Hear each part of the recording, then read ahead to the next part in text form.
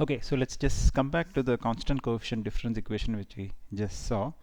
So this was the general form, and this form we called it recursive because yn depends on the previous values of yn, that is n minus k, and whereas in the non-recursive form yn depended only on the previous values of the inputs, not on the outputs. Okay, so now let's consider this form again. Let us look at this form a little more carefully. The non-recursive form.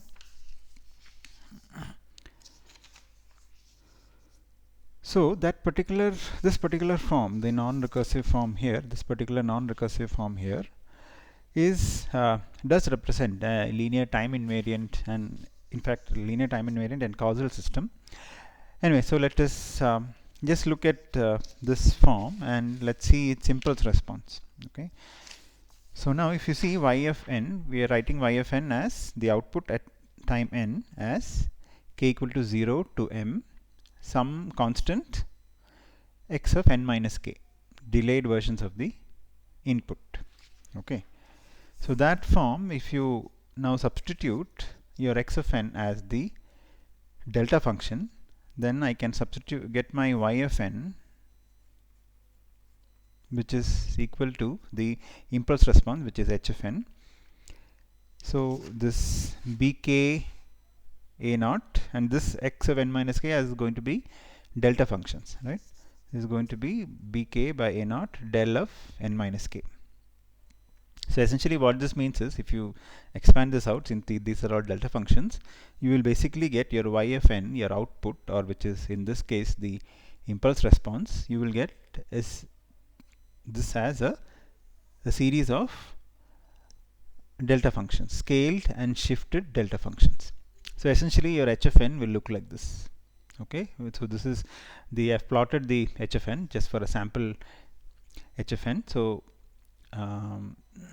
since it starts from del of n, then del of n minus 1 and so on up to del of n minus m, my h of n will look like this, where you will have if it goes from 0 to m, you will get various scaled and shifted delta functions.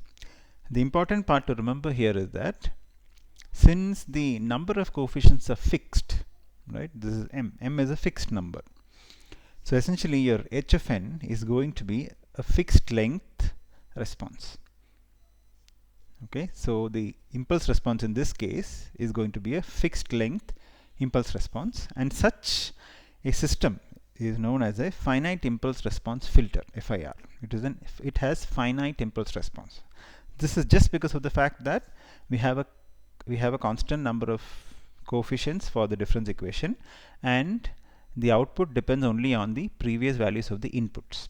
Okay, it is a non-recursive form, and the non-recursive form results in a finite impulse response, and so such systems are generally called finite impulse response or FIR filters. Okay, so generally in signals and systems, we generally tend to call many systems as filters because many systems have a filtering operation, which we will study later when we come to the Fourier transform. Okay, so essentially non-recursive equations, difference equations, will result in a finite impulse response, whereas on the other case, the recursive system, which has where the y of n depends also on previous values of y of n minus k, that is previous values of output also, not just inputs, then the system response, the h of n, you will get an infinite impulse response.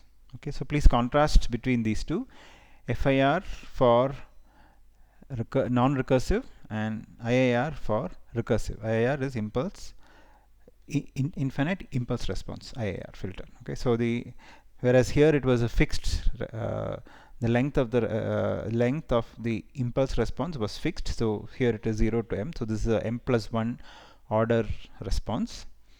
Whereas in the case of IIR, you might have something like a decaying sinusoid or a decaying exponential or something like that, which actually exists over all time. I mean, like, so it is of infinite length. So this is the meaning of IIR. So for example, if you look at the one example in the book, we will just see that. So this is example 2.15 from Oppenheim's textbook. So we have written an recursive system y of n minus half y of n minus 1 equal to xn. Okay, so essentially this is the system, and this is a recursive system because my input y of n, I can rearrange this so that I can write my y of n is equal to x of n plus half of n minus 1. I just move this to this side, so x of n plus half of y minus 1. Okay, and we are also going to assume that the initial condition y of minus 1 is 0. Why do we need the initial condition? Because to find out the value of output y of n at any particular value of n, you need the input at that particular value of n, but you also need the input, you also need the output delayed by one dimension. That is, you also need the output at n minus 1. To find out the output for yn, you need xn as well as output of yn minus 1. So you need some initial condition. So here if you assume that x of n starts only at 0, all the values of x of n less than n are 0, y of n will also be 0 for values of n less than 1. So we will say that so the starting condition, we are going to assume now that the system is initially at rest. So we are going to assume y of minus 1 is equal to 0. Okay, and let my input x of n be k into del of n. Okay, there is some constant scaled impulse. So this is my input. So now I can, once I have the recurrence in this form, once I have this difference equation in this form where I have the y of n on one side and the remaining terms on the other side, I can now start substituting the values. So I can compute y of 0, which is nothing but x of 0 plus half of y of minus 1. We have assumed that y of minus 1 is 0, so y of 0 is going to be k. Y of 1 is going to be x of 1 plus half of y of 0, and so my y of n is going to be half k, and so on. So if you put various values of y, y of 0, y of 1, y of 2, you will keep getting the outputs k, half squared k, and so on. So that means my y of n is essentially going to be half raised to nk. So if my k is 1, because if I have said my x of n is a scaled impulse, now suppose this k is 1. So essentially that means that all these k's are going to be 1. So my output, so if my x of n is, if my k is 1, then the x of n is basically a delta function, and so my y of n is nothing but the impulse response, which is h of n. So if k is equal to 1, I get h of n is equal to half raised to n un, because it is positive only, it is there only for positive values. Okay, so essentially this is an infinite impulse response. So because my system was a recursive system, so most recursive systems will have an infinite impulse response, and so my based on how we derived this, my h of n will be an infinite length signal, which is a signal which will last for infinite amount of time. So this is a IIR response. This is essentially this difference equation represents a system which is IIR, which has an infinite impulse response.